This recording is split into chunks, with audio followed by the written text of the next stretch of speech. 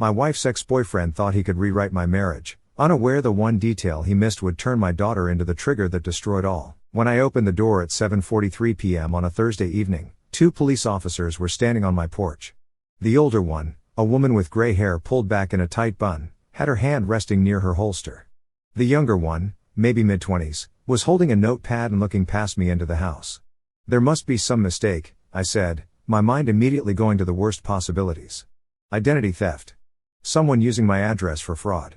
A package delivery issue that had somehow escalated to law enforcement. The older officer shook her head.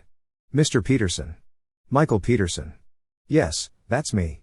Your daughter contacted us. We need to come inside. I turned around and saw her. My 15-year-old daughter Emma standing in the hallway behind me. Her phone clutched in both hands like it was the only thing keeping her upright. Tears were streaming down her face. Her best friend, Maya, was beside her, equally terrified, her arm around Emma's shoulders. My stomach dropped. Emma, what's going on? Are you okay? Did something happen? The female officer, her badge reading Detective K. Morris, Major Crimes Unit, stepped forward with an expression that made my blood run cold. Mr. Peterson, your daughter filed a missing persons report 2 hours ago. She says her mother has been missing for 3 days. The words didn't make sense, like she was speaking a language I understood individually but couldn't parse together. Missing? No, there's been a mistake. My wife Sarah is on a business trip in Denver. She's at the annual tech conference. She's been texting me every night. She's fine. Emma's voice cracked, raw and desperate. Dad, those texts aren't from Mom. What are you talking about, sweetheart? I looked between Emma and the detectives, trying to find the logic in this situation. I literally got a text from her 20 minutes ago. She said the keynote ran long and she was grabbing dinner with colleagues. Emma held up her phone, showing me a thread of text messages from Sarah's number. I could see them from where I stood. They looked completely normal, generic, safe. How was your day? Miss you both so much. This meeting is running late. Don't wait up. Standard stuff from what should have been a routine week-long business trip. I knew something was wrong on Tuesday, Emma said, wiping her eyes with the heel of her hand. Her voice was steadier now, like she'd been practicing this. Mom always sends me a selfie when she travels. Always. It's been our thing since I was 12. Every single trip without fail. She sends me a selfie from the hotel, from the conference, from whatever city she's in. But this time, nothing, just texts. I felt the first flutter of real unease in my stomach. She was right. Sarah did that. It had started as a joke. Emma had been worried about her mom traveling alone for work. So Sarah started sending silly selfies to prove she was safe. It became their ritual. Hotel bathroom mirror selfies, airport gate selfies, conference badge selfies. Maybe she's just busy with the conference, I said. But the words sounded hollow even to me. You know how intense these things get. That's what I thought at first, Emma continued, and I could see her hands shaking. I told myself I was being paranoid. But then yesterday, I texted her asking specifically about her hotel room view. She always complains about hotel views. Remember last time in Chicago, she sent me 15 pictures of construction cranes blocking her window. The time before that in Boston, she was facing a brick wall. She always complains, but this time she just replied, "It's nice." That's it. 2 words, Dad. Mom would have sent a picture. She would have complained about something. It felt wrong. Detective Morris nodded, pulling out her own phone. Your daughter has very good instincts, Mr. Peterson. We ran a preliminary check based on her report. Can you tell me which hotel your wife is staying at in Denver? The Marriott downtown Denver, I said automatically. She always stays there for this conference. It's close to the convention center. She's probably stayed there 8 or 9 times over the years. The detective exchanged a glance with her partner, a younger man whose badge read Detective J. Hayes. Mr. Peterson, we called that hotel approximately 90 minutes ago. Sarah Peterson never checked in. Her reservation was canceled 3 days ago. Monday morning at 6:47 a.m. the floor seemed to tilt beneath my feet. I grabbed the doorframe to steady myself. That can't be right.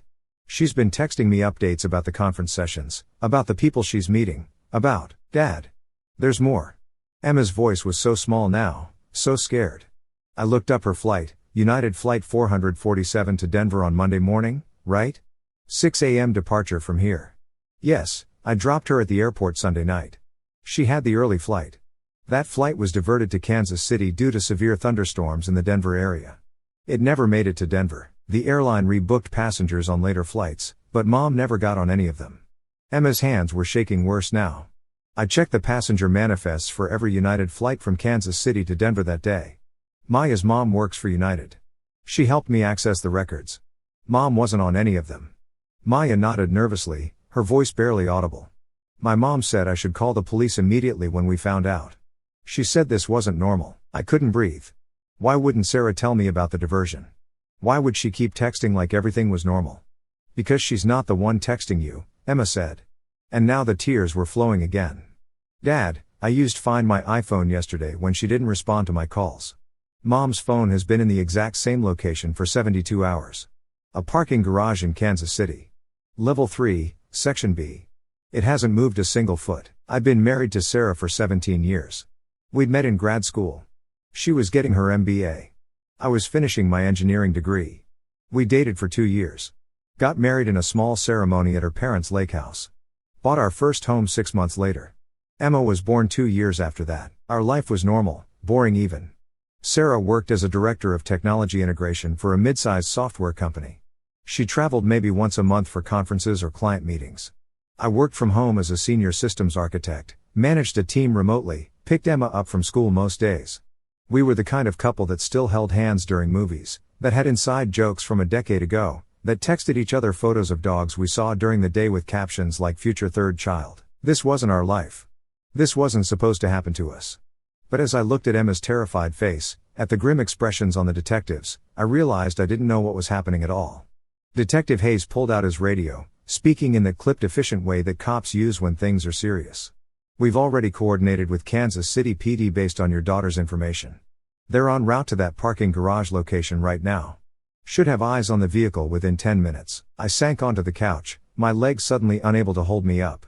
This doesn't make sense. Who would take Sarah's phone and pretend to be her? Why would someone do that?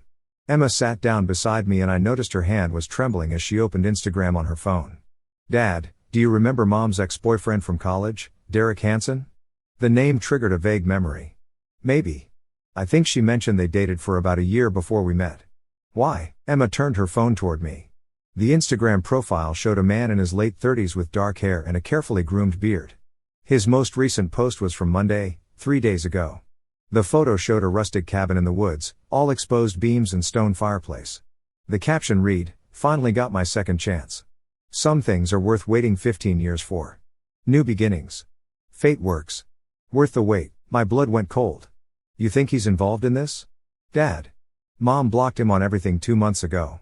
She never told you because she didn't want you to worry. But she told me about it. Emma's voice was getting stronger, more controlled, like she was testifying.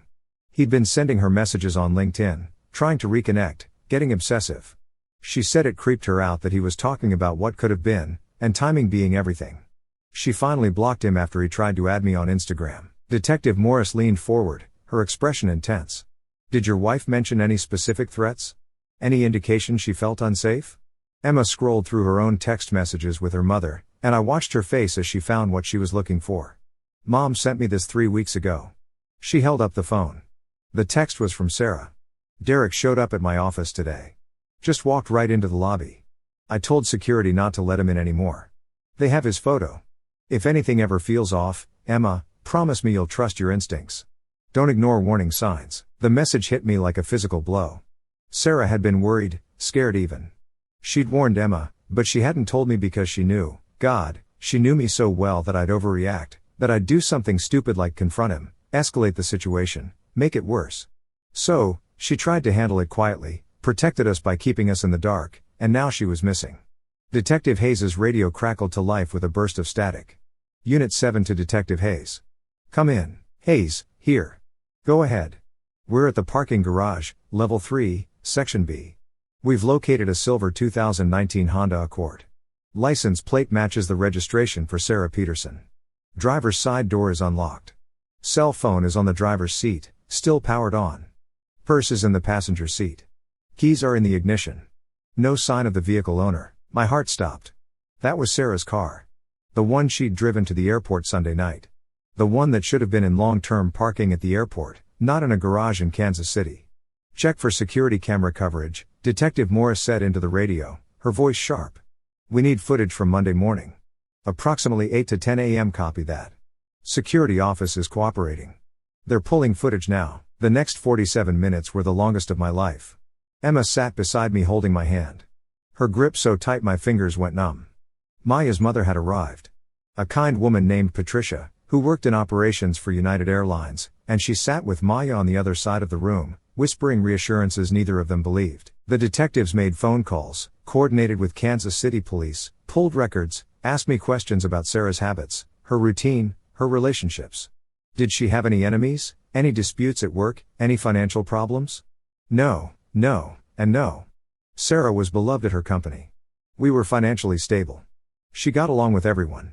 This wasn't supposed to happen to people like us. At 8:34 p.m., Detective Hayes' radio crackled again. We've got security footage. Monday 8:47 a.m. Subject presumed to be Sarah Peterson based on vehicle ownership parks the vehicle in Section B and exits the driver's side. She's walking toward the garage elevator when a male individual approaches from a white Ford Transit van parked 2 spaces away. I stopped breathing. They appear to have a conversation. Subject seems initially friendly, relaxed. Then her body language changes. She backs away, puts her hand up like she's saying no. Male subject grabs her arm. Brief struggle lasting approximately 11 seconds. He forces her toward the van. She attempts to pull away, but he's significantly larger. He gets her into the van. Door closes. Van leaves the garage at 8:52 a.m. via the north exit. Emma made a sound. Not quite a scream, more like all the air leaving her lungs at once. I pulled her against me, felt her shaking. Can you identify the male subject? Detective Morris asked, her voice tight. Running facial recognition through the database now. Image quality is good. Subject looked directly at the camera for approximately 3 seconds during the struggle. Hold on. A pause that lasted forever. Positive identification. Derek Michael Hansen, age 37. Date of birth March 14, 1987. Last known address is Kansas City, Missouri. Registered vehicle matches the description of the van. White 2021 Ford Transit license plate HGT 4729. Detective Morris looked at me and I saw something in her expression that might have been sympathy. Mr. Peterson, we're issuing an immediate BOLO. Be on the lookout for Derek Hansen and your wife. We're also getting a warrant for his phone records and financial activity. Based on his social media post about a cabin, we're pulling property records now for any land or structures registered to him or his family. Emma was crying again, but this time I pulled her close and held on tight. You did good, sweetheart, I whispered. You might have just saved Mom's life, because the truth was sinking in now, cold and terrible. If Emma hadn't noticed those missing selfies, if she hadn't investigated, if she hadn't trusted her instincts, we might not have realized Sarah was missing for days, maybe weeks. We would have kept receiving those fake texts, kept believing she was safe in Denver at a conference while Derek Hansen held her God knows where. Emma's ritual, that silly teenage thing that Sarah had started as a joke, had become a lifeline. Detective Hayes was typing rapidly on his tablet, pulling up screens of information. Property records show a cabin registered to Hansen Family Trust, established 1987. Address is 4847 County Road 217, approximately 62 miles west of Kansas City, Missouri. Remote location. Nearest neighbor is 4 miles away. We're sending units there now. How long? I asked. Kansas City SWAT is mobilizing. They'll have assets on location within 90 minutes. We're also coordinating with the FBI. This is now a kidnapping investigation. Federal jurisdiction. 90 minutes. An hour and a half. 5,400 seconds of not knowing if Sarah was alive, if she was hurt, if we'd get to her in time. Emma refused to let go of my hand. Maya and her mother sat with us. The detective stayed, making more calls, coordinating the response. Someone brought us coffee that nobody drank. At 9:14 p.m., my phone buzzed with a text from Sarah's number. Conference dinner running late. Probably won't be able to call tonight. Love you. I showed it to Detective Morris. She photographed it with her phone. Added it to evidence. He's still trying to maintain the cover story. Doesn't know we're onto him. That's good, right? Emma asked. That means he still thinks he's gotten away with it. It means he's not panicking. Detective Morris said carefully, which hopefully means your mother is safe for now. The waiting was excruciating. Every minute felt like an hour. I kept checking my phone, reading old texts from Sarah, real ones from before Monday, looking at photos of her smiling, alive, safe, trying not to think about what Derek Hansen might be doing to her. At 10:47 p.m., Detective Hayes' phone rang. He answered, listened, and his expression shifted. Not quite relief, but something close to it. Copy that. Excellent work. We'll coordinate transport. He looked at us. They found her. She's alive. I couldn't speak. Couldn't move. Emma burst into tears. This time from relief rather than fear. Maya and her mother were hugging. Detective Morris was asking questions into her phone. Is she okay? I finally managed. Is Sarah okay? She's being transported to Kansas City Medical Center for evaluation and treatment. Appears to be physically unharmed, but obviously traumatized. Derek Hansen is in custody. SWAT team breached the cabin at 22:34 hours. He was in the main room.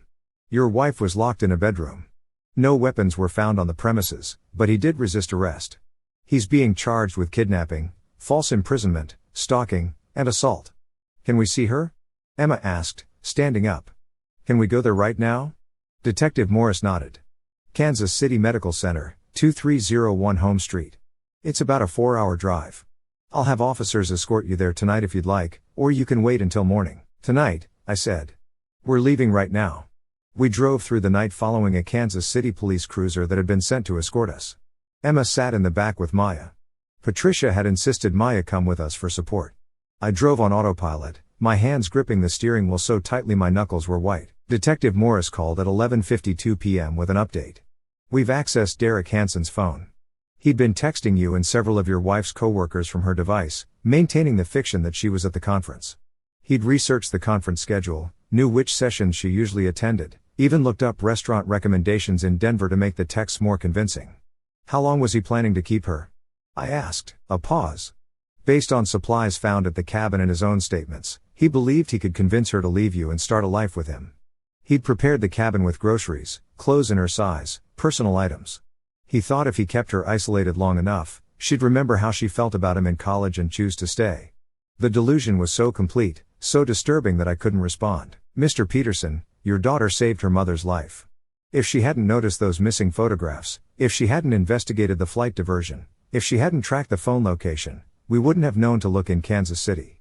By the time anyone realized something was wrong, it could have been too late. We arrived at Kansas City Medical Center at 1:47 a.m. Emma practically ran through the emergency room entrance. A victim advocate met us, a kind woman named Jennifer Martinez, who explained that Sarah was being examined, but would be able to see us soon. 23 minutes later, they let us into her room. Sarah was sitting up in the hospital bed wrapped in a blanket despite the warm room, talking to a police detective who was taking her statement. When she saw us, she broke down completely. Emma got to her first. Mom, you always send selfies. Always. Sarah pulled Emma into a fierce hug, crying into her daughter's hair. My smart girl, my brilliant, brave girl. I knew if something happened, you'd notice. That's why I made it our ritual. I knew you'd pay attention. Over Emma's shoulder, Sarah's eyes met mine. I crossed the room and wrapped my arms around both of them, holding my family together, feeling Sarah shake with sobs. I'm so sorry, she whispered. I should have told you about Derek. I should have. Don't, I said. Don't apologize. You're safe. That's all that matters. The detective interviewing Sarah was Lieutenant Angela Freeman, 22 years with Kansas City PD, specializing in kidnapping cases. She stayed with us, explaining what would happen next. Derek Hansen has confessed to planning this for approximately 6 weeks. He tracked your wife's travel schedule through her company's public event calendar. He knew she'd be flying to Denver on Monday. He booked a flight to Kansas City with a connection through the same airport, specifically hoping her flight would be delayed or diverted so he could approach her. When the storm caused the diversion, he saw it as fate. Sarah's hands were shaking. He was waiting at the gate when we landed. He seemed surprised but friendly. Said it was such a coincidence. Asked if I wanted to grab coffee while we waited for the rebooking. I said no, but he followed me anyway. Kept talking about how we should have ended up together, how I'd made a mistake marrying you. She looked at me, her eyes red. When I walked to my car, I'd driven to the airport and left it in satellite parking. He followed me to the garage. That's when he grabbed me. Did he hurt you? I had to know, not physically. He kept saying he'd never hurt me, that he loved me too much. He'd set up the cabin like some kind of romantic getaway, made dinner, played music from when we dated in college, talked about the life we were going to have together. She shuddered. He really believed I'd choose him, that I'd just forget about you and Emma and start over. Emma was still holding her mother's hand. Mom, I'm so sorry I didn't tell Dad about the selfies sooner. I waited a whole day before I said anything. If I'd acted faster, Emma, Look at me. Sarah cupped her daughter's face. You trusted your instincts. You investigated. You gathered evidence. You went to the police. You did everything exactly right. You saved me. Lieutenant Freeman nodded. Your daughter's actions were textbook. She noticed a pattern disruption, verified the anomaly through multiple sources, documented everything, and reported it to authorities. Most adults wouldn't have handled it as well. Derek Hansen was charged with first-degree kidnapping, second-degree assault, false imprisonment, stalking, and identity theft. The FBI added federal charges for interstate kidnapping and wire fraud for using Sarah's phone across state lines. His lawyer tried to argue diminished capacity, claimed Derek had been suffering from delusional disorder and didn't understand his actions were criminal. The prosecutor, Assistant U.S. Attorney David Chen, with 26 years of experience in violent crimes, destroyed the defense with Derek's own planning documents. They found notebooks in the cabin detailing his surveillance of Sarah, his research into her travel schedule, his preparation of the cabin. The trial lasted 6 days. Emma insisted on attending. Wanted to testify if needed. She didn't have to. Sarah's testimony and the mountain of physical evidence were enough. The jury deliberated for 4 hours and found him guilty on all counts. He was sentenced to 15 years in federal prison with no possibility of parole for the first 10. At the sentencing, the judge, Honorable Patricia Weinstein, 34 years on the bench, addressed Derek directly. You didn't love Sarah Peterson. Love doesn't involve kidnapping, imprisonment, or trying to erase someone's family. You were obsessed with a fantasy, and you were willing to destroy a real person's life to maintain that fantasy. Your actions were calculated, deliberate, and cruel. Then she looked at Emma sitting in the gallery. Young lady, your intelligence and courage saved your mother's life. You saw what others missed. You acted when others would have hesitated. You're a credit to your family and to every young person who's ever been told to ignore their instincts. That was 2 years ago. Sarah still travels for work, but everything's different now. She sends 3 selfies a day minimum, sometimes more. Hotel lobby, conference room, rental car, restaurant, coffee shop, airport gate. Emma and I get a running commentary of her entire trip through photographs. We don't complain. Not ever. Not even when Sarah sends us a selfie of her hotel room ice machine at 11 p.m. with the caption, "Ice status confirmed." Emma is 17 now, a senior in high school. She's already been accepted to Georgetown's criminal justice program with a full scholarship. Says she wants to work for the FBI someday, help other families the way she helped ours. She already has. Since the case made national news, teen's Instagram instincts save kidnapped mother. Emma's gotten letters from other teenagers who noticed small warning signs and spoke up. 3 other potential kidnappings were prevented because someone saw Emma's story and trusted their gut. Last week, Sarah came home from a conference in Seattle with a present for Emma, a framed photograph. It was the first selfie Sarah had sent from that trip, standing in front of her hotel window, Seattle skyline behind her, holding a sign that read, "Day 1, safe and sound. Love you both." Emma hung it in her room right next to her Georgetown acceptance letter. You know what the scary part is? Emma said to me later that night. If Mom hadn't made selfies our thing, if she hadn't established that pattern, I wouldn't have noticed anything was wrong. Those texts looked so normal. He knew exactly what to say. But she did establish that pattern, I said. Because your mom is smart. Because she knew that if something ever happened, you'd notice. She made me her emergency system, Emma said quietly, without even telling me that's what she was doing. That's exactly what Sarah had done. She'd created a tripwire, a signal that something was wrong, hidden in something that looked like a silly mother-daughter ritual. She'd trusted Emma to pay attention, to question, to act. And Emma had done all of that.